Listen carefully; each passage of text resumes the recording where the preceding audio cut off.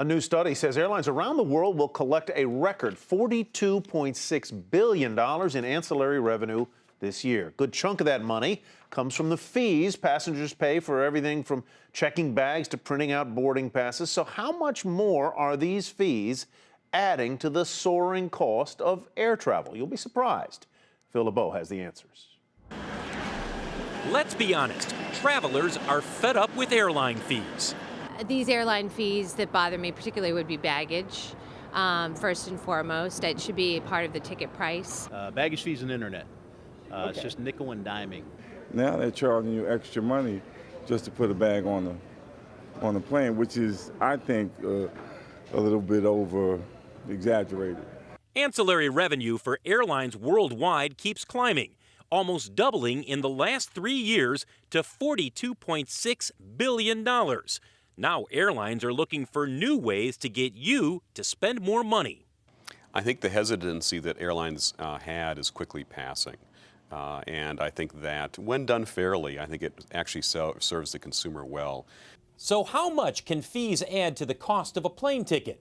We went online to United Airlines to book a one-way ticket from Chicago to Los Angeles. A one-way ticket in coach, $422. That's the base fare. But if I need to check a bag, that's another $25. Priority check-in so I can board early and get overhead bin space, $9. If I want extra legroom, on this flight, the last seat in the middle costs me $72. Wi-Fi in flight so I can surf the web, $14. Lunch, which is a turkey and Swiss baguette, is another $8.99. Altogether, these extras will cost me just under $137 and drive up the cost of my trip by 32%.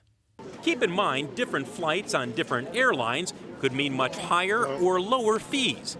United, as well as other airlines, point out they're not forcing you to pay for lunch, board early, or other extras when you fly. And carriers say the average airfare in the U.S. since 1980, adjusted for inflation, is down about $200. It is generally about as cheap as it's ever been to fly. I mean, you look back at the last 70 years, in the 1950s, the 1960s, no one was flying. 80% of the country was not flying in airplanes, and that's because the government regulated the airlines and it was unaffordable to fly. You may not like it, but airline fees are here to stay and will likely go up in the future. Phil LeBeau, Nightly Business Report, Chicago.